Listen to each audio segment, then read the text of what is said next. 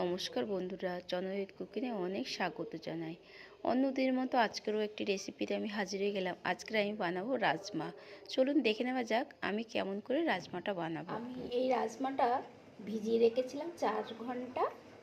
আমি 4 ঘন্টা ভিজিয়ে রাখার পরে এবার আমি 4টে সিটি দিয়ে নেব। প্রথমে সিটিটা আমি গ্যাসটা খুব জোরে দিয়ে সিটিটা দেব, তারপরে গ্যাসটা একদম আস্তে দিয়ে 3টে সিটি দেব। কিন্তু সিদ্ধ কিন্তু খুব ভালোভাবে হতে হবে। আমি আর 1 মগ জল দিয়ে দেব, দিয়ে ভালো করে সিটি আমি দিয়ে দেব।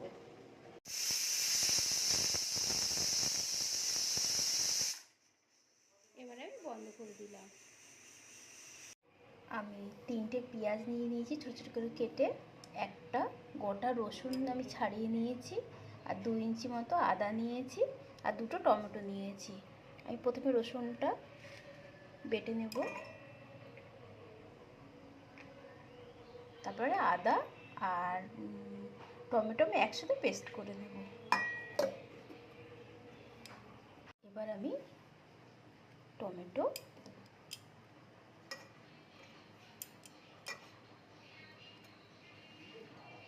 আদা একসাথে পেস্ট করে নেব।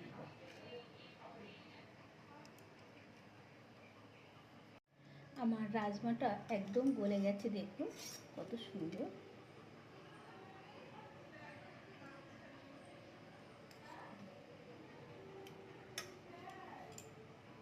আমি সরষের তেল দিয়ে দিচ্ছি বেশ কিছুটা।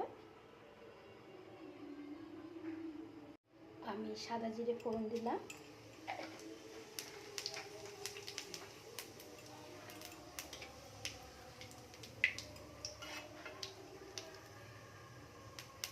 আর 2টো তেজপাতা, 4টে শুকনো লঙ্কা ফোড়ন দিলাম। আমার ফোড়নটার থেকে সুন্দর গন্ধ আসছে। এবার আমি পেঁয়াজ আর রসুনটা একসাথে দিয়ে দিলাম।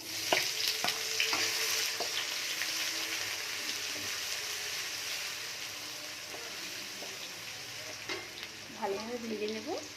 একটা শুকনো মশলা নিয়ে নিয়েছি, এখানে আমি জিরে নিয়ে নিয়েছি 1 চামচের একটু বেশি, আর 4 চামচের 4 ভাগের 1 ভাগ নিয়েছি আমি গোলমরিচের গুঁড়ো, হলুদের গুঁড়ো নিয়েছি 1 চামচের একটু কম, 2 চামচ মতো নিয়েছি ধনের গুঁড়ো, 1 চামচ নিয়েছি শুকনো লঙ্কার গুঁড়ো।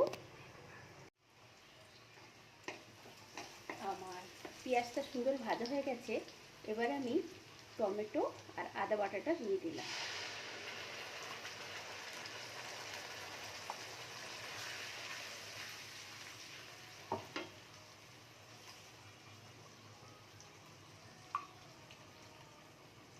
সামান্য একটু জল দিয়ে দিলাম, আর এই গুঁড়ো মশলাগুলো সব একসাথে দিয়ে আমি ভালো করে কষে নেব।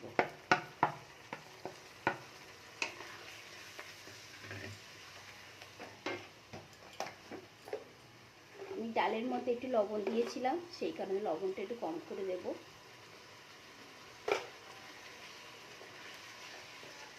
সরি, ডাল না, রাজমা। রাজমা সিদ্ধ করার সময় আমি লবণ দিয়েছিলাম। আমার মশলাটা খুব সুন্দর করে আমি কষে নিয়েছি। এবার আমি রাজমাটা দিয়ে দেবো।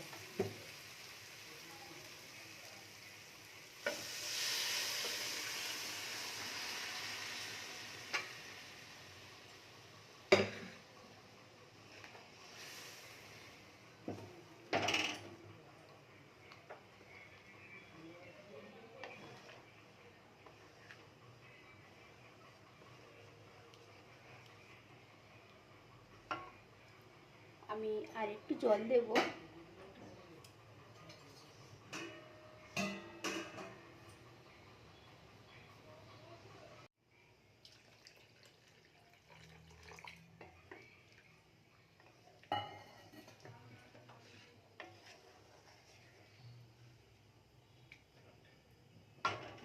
আমি গ্যাসটা মিডিয়ামে রেখে 5 মিনিট রান্নাটা করে নেব।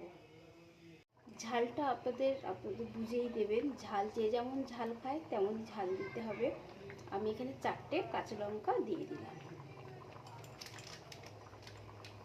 আর আমি গরম মশলা দিয়ে দিচ্ছি 1 চামচ মতো।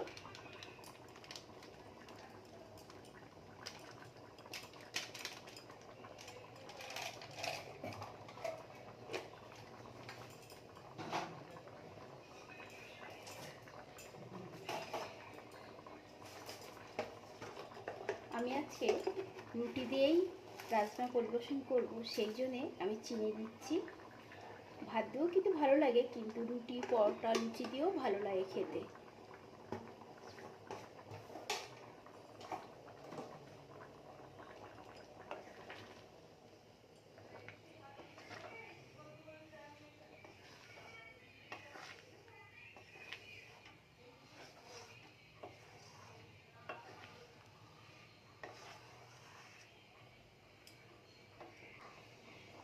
আমি আরেকটু ফুটিয়ে নামিয়ে নেব। আমার হয়ে গেছে, আমি এবার নামিয়ে নেব। দেখুন, আমার এই রাজমার রান্নাটা আপনার কাছে কেমন লাগলো অবশ্যই কমেন্ট করে জানাবেন। ভালো লাগলে একটা লাইক দিয়ে দেবেন।